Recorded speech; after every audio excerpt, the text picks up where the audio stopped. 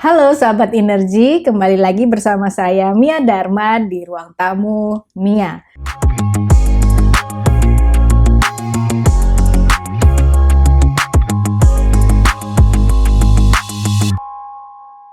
Kali ini kita akan membahas sedikit mengenai kualitas seorang pemimpin atau bagaimana kita sebagai seorang individu bisa menjadi pemimpin yang lebih berkualitas.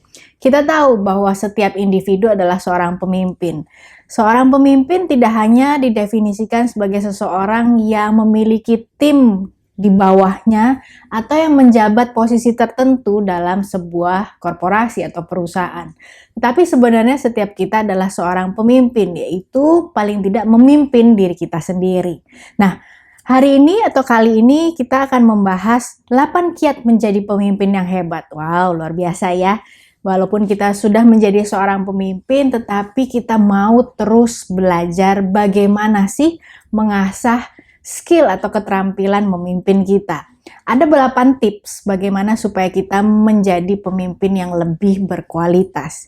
Yang pertama adalah kita diminta untuk selalu memiliki keingintahuan yang aktif.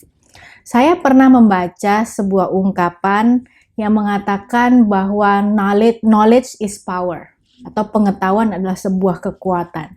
Dan saya meyakini hal itu. Ketika seseorang berhenti untuk belajar, disitulah dia sebenarnya tidak lagi menemukan gairah dalam hidupnya. Jadi, keingintahuan atau memiliki keingintahuan yang aktif untuk terus mengembangkan diri, baik secara keterampilan maupun topik-topik yang relevan adalah salah satu modal sebagai seorang pemimpin yang berkualitas. Tips yang kedua adalah bertindak sebagai seorang pemimpin dan bukan bos. Ternyata sangat amat berbeda ya definisi pemimpin dan seorang bos. Bersikap layaknya seorang pemimpin yang tidak hanya memberikan perintah, yang biasanya definisi seorang bos, tapi juga memiliki kerendahan hati untuk berdiskusi. Nah, itulah seorang pemimpin yang sejati dan bahkan mau menerima masukan dari orang lain. Sementara kalau seorang bos adalah kebanyakan atau mendominasi untuk memberikan perintah atau memerintah bawahannya. Tips yang ketiga adalah berani mengakui kesalahan dan bertanggung jawab. Sepertinya teorinya mudah ya, tetapi pada saat kita mau melakukannya, kadang-kadang nggak semudah teorinya, betul nggak sih? Karena namanya manusia itu ada ego, ada harga diri, ada self-esteem yang kadang-kadang kita harus jaga memang, tetapi bukan berarti ketika kita melakukan kesalahan, kita tidak mau mengakuinya. Nah, seorang pemimpin yang baik adalah mereka yang berani mengakui kesalahan dan mengambil tanggung jawab. Karena apapun posisinya, seorang pemimpin atau individu adalah seperti manusia layaknya biasa, yaitu memiliki kelalaian, khilaf, kelupaan, dan lain sebagainya, yang kadang-kadang tidak perlu kita mempertahankan ego, tetapi hanya sekedar meminta maaf ketika kita melakukan kesalahan dan mau mengambil tanggung jawab atas konsekuensi tersebut. Tips yang keempat adalah melakukan komunikasi secara terbuka terhadap bawahannya, terhadap timnya. Artinya kita sebagai seorang pemimpin diminta untuk juga menjadi orang yang memiliki open-minded.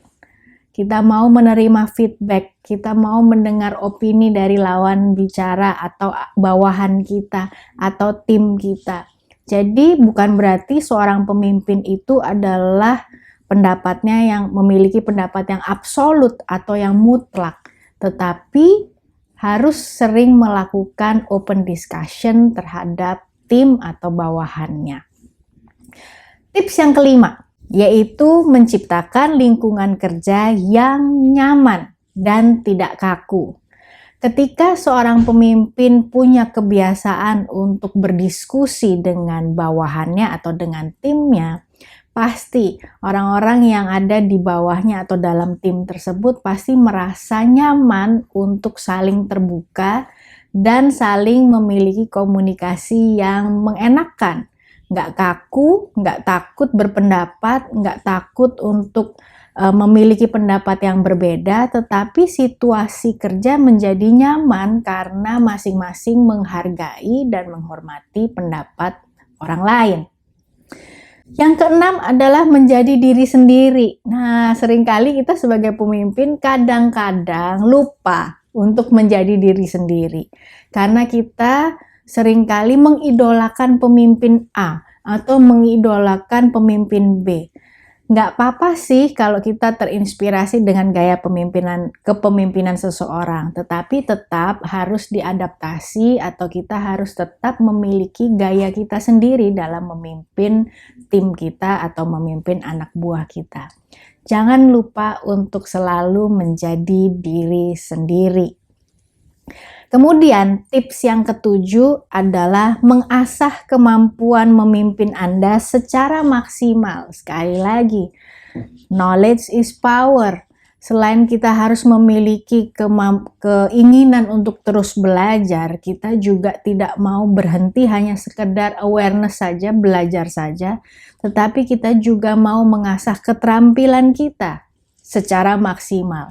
Jadi sebagai pemimpin yang baik, yang hebat, yang terampil adalah orang-orang yang mau terus belajar, yang mau menerima tanggung jawab baru yang lebih besar, sehingga keterampilannya semakin terasah. Dan tips yang terakhir adalah seseorang yang mampu memotivasi. Saya yakin seorang pemimpin tidaklah terbatas dengan jabatan atau posisi dalam sebuah perusahaan, tetapi seseorang atau seorang individu yang mampu memotivasi, mampu memberikan pengaruh yang baik terhadap orang-orang di sekitarnya adalah seorang pemimpin yang sejati.